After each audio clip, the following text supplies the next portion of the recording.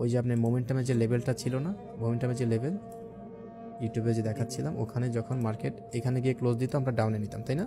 ভিতরে যখন ক্লোজ দিত জোনের ভিতরে আরেকটা ওপেন হলে আমরা ডাউনে নিতাম, এখানে টাচ দিলাম। তো এই জোনে ঠিক সেমভাবেই ফলো করতে হবে। জোনের ভিতরে গিয়ে যদি ক্লোজ দেয় আপনি আপে নিতে পারেন, জোনের উপরে যদি এসে লেগে ক্লোজ দেয় আপনি আপে নিতে পারেন, অর্থাৎ আবার যদি নিচে এসে ক্লোজ দেয় এখানে, তখন আপনি আপে নিতে পারেন।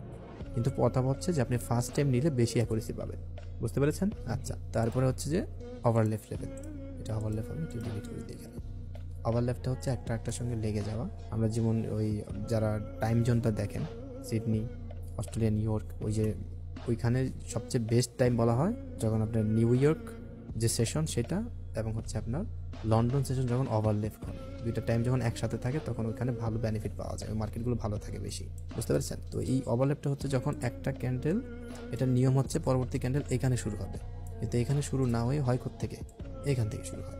তার মানে এই যে এতটুকু জায়গাকে আমরা বলি একটা একটা সঙ্গে লেগে আছে, এই জায়গাকে আমরা বলি ওভারল্যাপ করেছে, ঠিক আছে? এই ওভারল্যাপটাকে ট্রেডিংয়ে আরেকটা লেভেল ধরা হয়, যে লেভেলে আমরা যদি ট্রেড নেই, কিছু টেকনিক আছে এখানে নিলে আপনি প্রফিটেবল ট্রেড পাবেন, ঠিক আছে?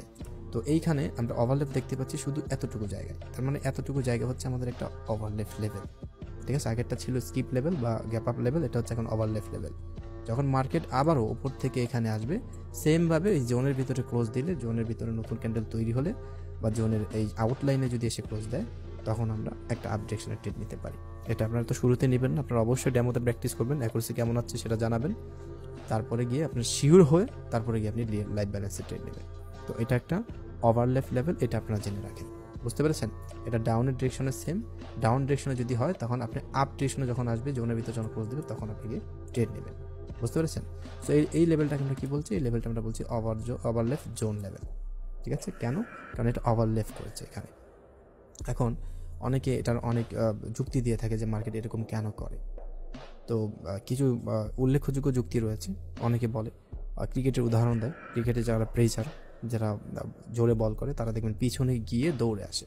তো মার্কেট আমরা জানি যে একটা সাপোর্টেড টার্গেট থাকে, রেজিস্ট্যান্স ব্রেক করা।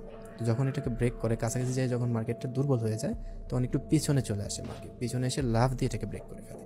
এই যে লাফ দেয়, এটাকে আমরা ব্রেস বলের সাথে তুলনা করতে পারি, যে বলাররা যখন পিছনে বেশি আসে তখন বেশি গতিতে বল করতে পারে। তো মার্কেটটা যখন পিছনে চলে আসে, পিছনে বেশি গতি সঞ্চয় করে, সেই গিয়ে মার্কেটটা ব্রেক করে। তাই এইখানে যে লেভেলটা তৈরি হয় এটাকে আমরা বলি ওভারল্যাপ লেভেল। এই ওভারল্যাপ লেভেল যেহেতু শক্তি নিয়ে ব্রেক করেছে, তাই পরবর্তীতে মার্কেট এখানে আসলে মার্কেট এটাকে ডিনাই করতে পারে না, রেসপেক্ট করে, অর্থাৎ এখানে তাকে থামতে হয়, ঠিক আছে? এখানে আমরা না হলেও একটা